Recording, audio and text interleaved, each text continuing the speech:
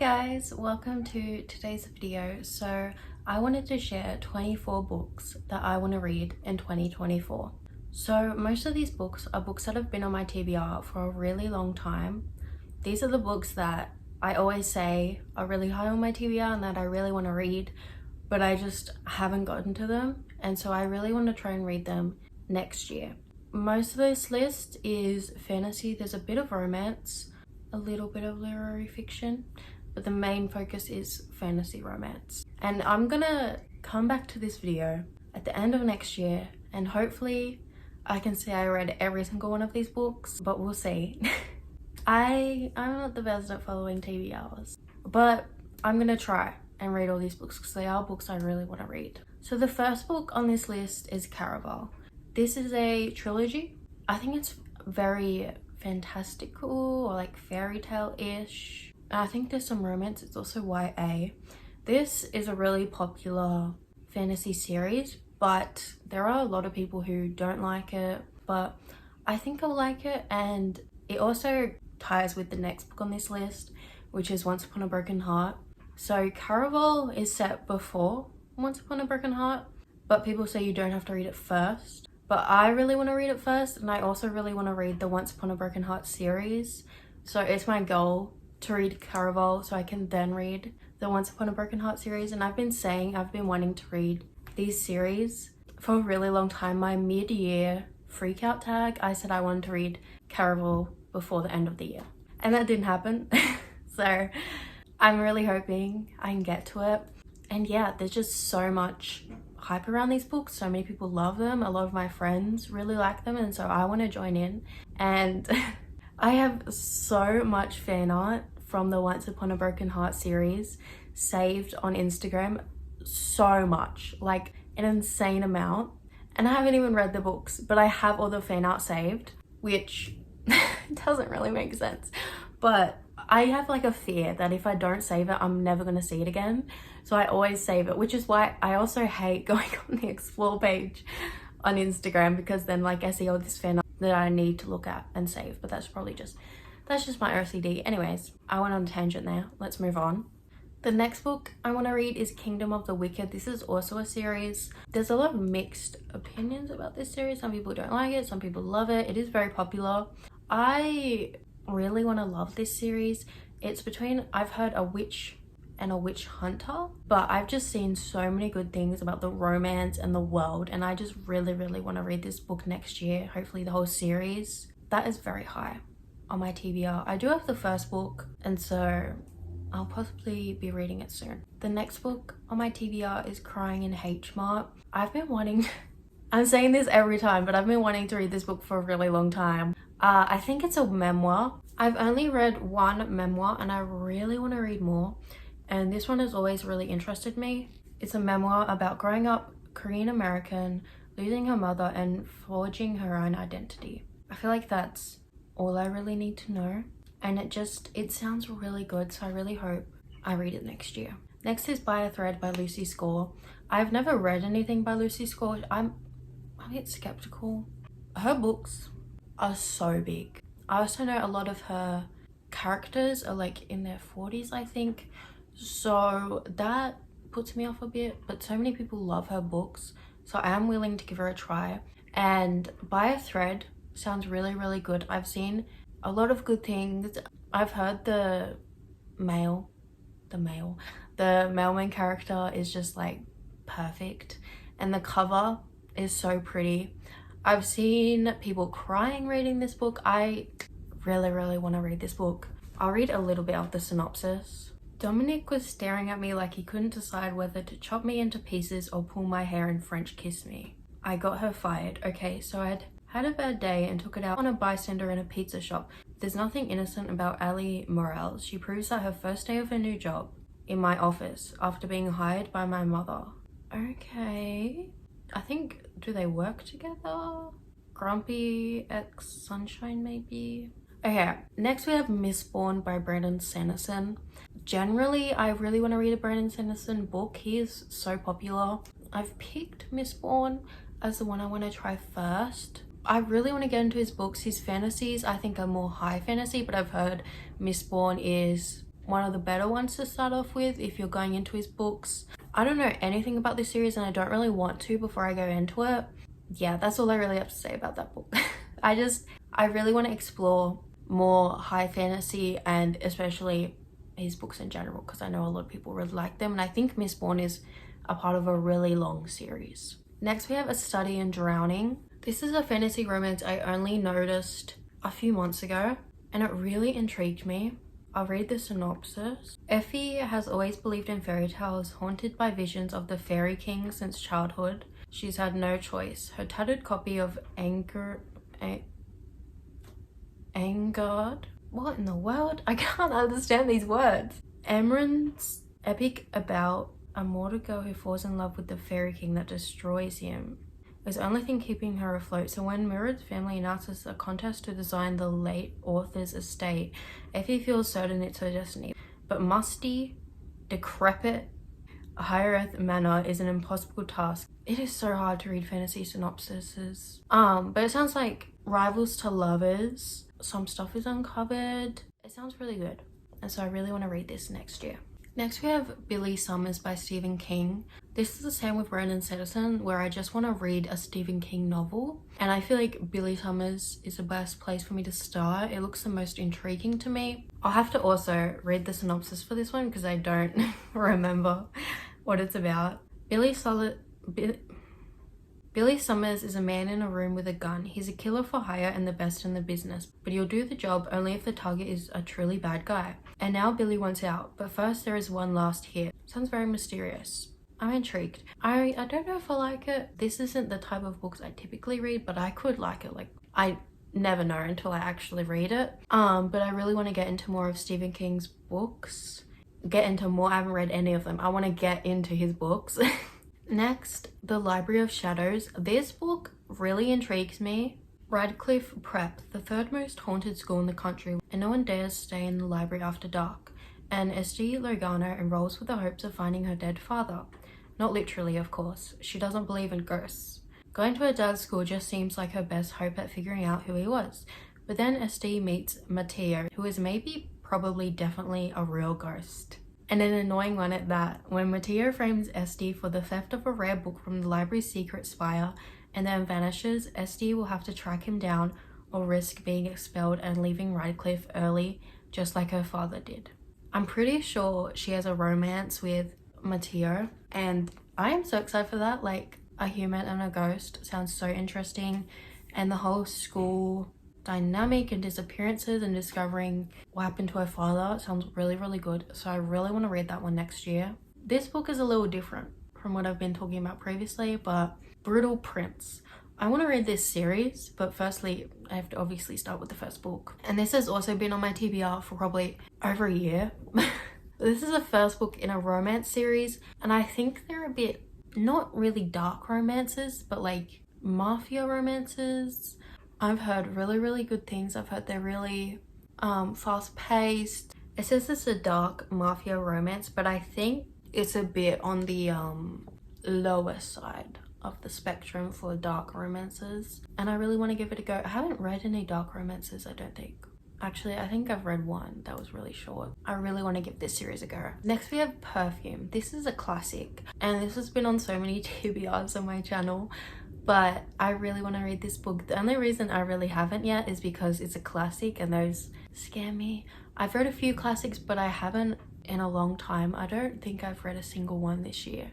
I've DNF'd 2 this year, but I haven't finished one. But the story sounds really interesting. It's about a murderer, and I think sense of smell is really strong in the book. Like, it's a big part of the book, and they have like a really enhanced sense of smell, I think. I've heard the descriptions are really crazy. The whole book is very unhinged, so I'm really excited to read it. Next we have Pestilence. This is the first book in a fantasy romance series, which is called the Four Horsemen series. I think this is like a retelling. Maybe it's Greek mythology, I'm not sure, but I've never heard of the Four Horsemen. I probably should have, but I never have. It says, they came to Earth, 4 horsemen riding their screaming steeds, racing to the corners of the world. 4 horsemen with the power to destroy all of humanity. They came to Earth and they came to end us all. When pestilence comes for Sara Burns' town, One thing is certain, everyone she knows and loves is marked for death, unless of course the angelic-looking horseman is stopped, which is exactly what Sara has in mind when she shoots the unholy beast off his steed. Too bad no one told her Pestilence can't be killed. Now the horseman, very much alive and very pissed off, has taken her prisoner, and he's eager to make her suffer. So, I don't know, it could be really bad, but it sounds really good to me, and I really want to give this series a go. Next, we have Anatomy. This has also been on a few of my TBRs, I think, but this basically, I think we follow a woman scientist, but she's not allowed to be a scientist because it's set in earlier times, I think the Victorian era maybe, and I think it has a bit of like murder mystery aspects. Hazel is a lady who wants to be a surgeon more than she wants to marry. Jack is a resurrection man who's just trying to survive in a city where it's too easy to die. When the two of them have a chance encounter outside the Edinburgh Anatomist Society, Hazel thinks nothing of it at first, but after she gets kicked out of renowned surgeon Dr. Beckham's lectures for being the wrong gender, she realizes that her new acquaintance might be more helpful than she first thought. I think she uses corpses to dissect them and do studies on them, which sounds gross but interesting. And then also there's a romance, of course, so I really want to give that book a go. Okay, next we have Red Rising. This is a fantasy book, a very high fantasy book. I think it's also sci-fi. This book is so daunting to me, but I really want to read it. I'm just so scared because I've heard so many people have DNF'd it because they just couldn't understand it, and I'm kind of new to fantasy, not really, but I still read I don't read complex fantasy books as of yet, but I really want to give this book a go. I don't know really much about the world. I think it's set maybe in space, I could be wrong, but I don't think it's set on Earth.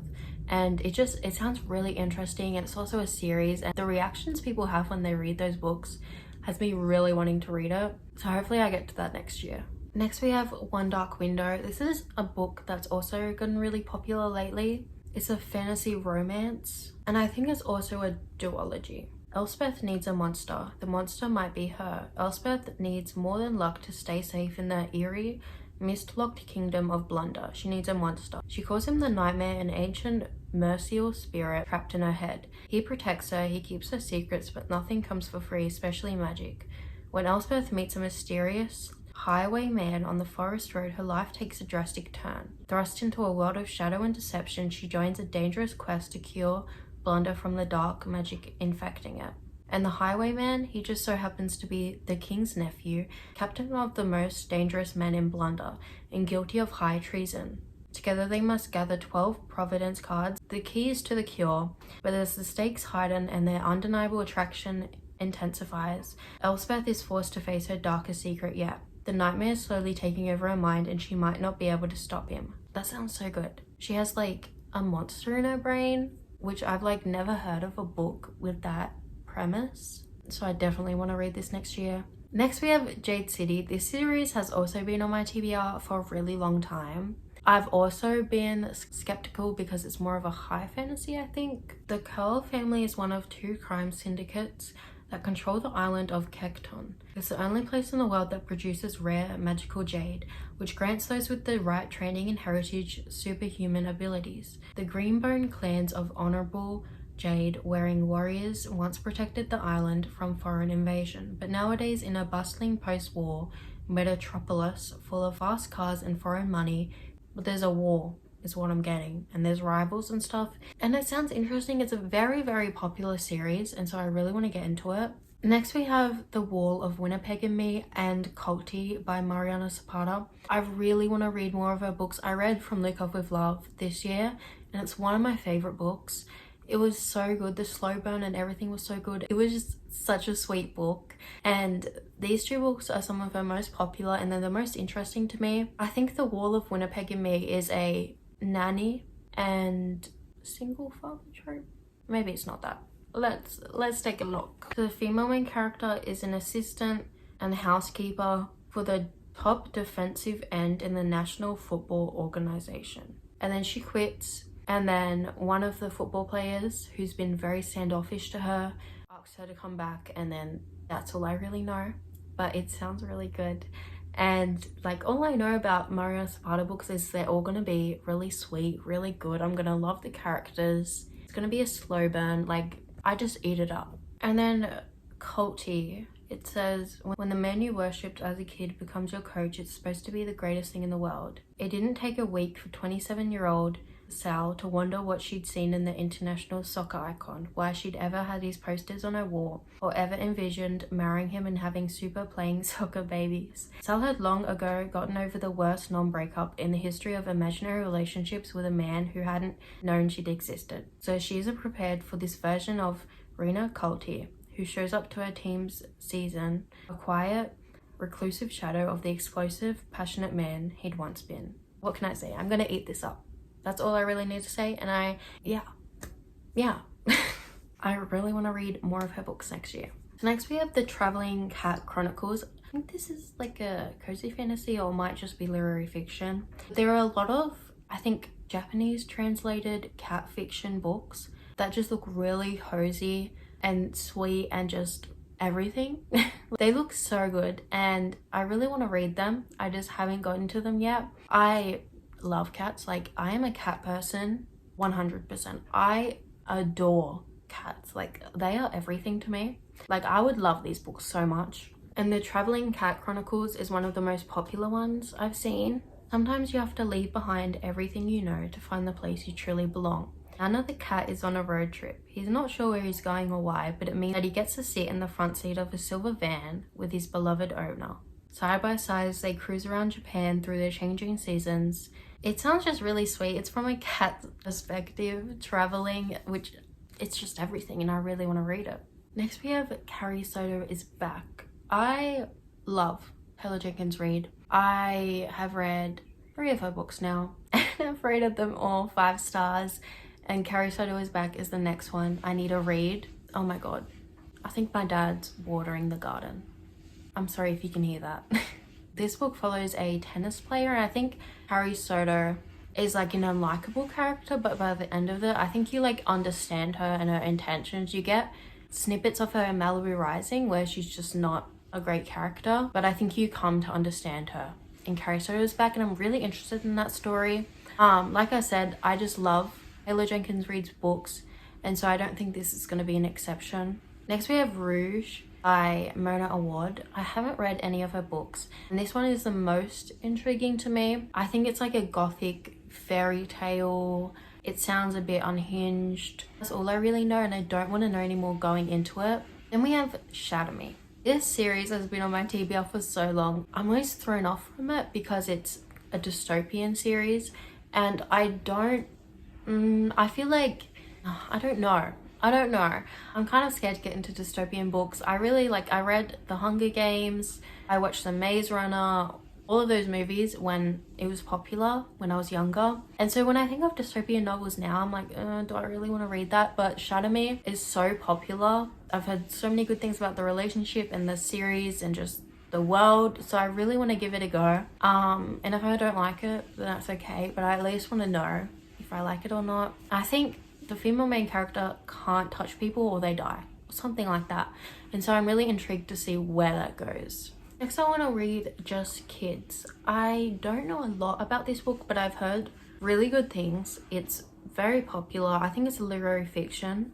Patti Smith's first book of prose. The legendary American artist offers a never before seen glimpse of her remarkable relationship with photographer Robert Mapplethorpe, an honest and moving story of youth and friendship. Smith brings the same unique lyrical quality to Just Kids as she has to the rest of her formidable body of work.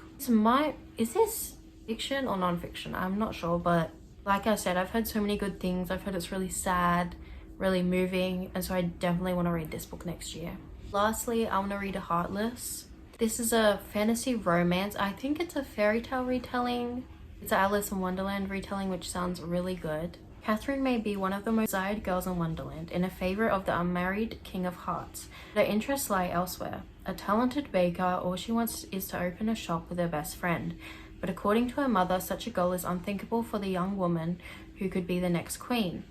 Then Kath meets Jess, the handsome and mysterious court joker.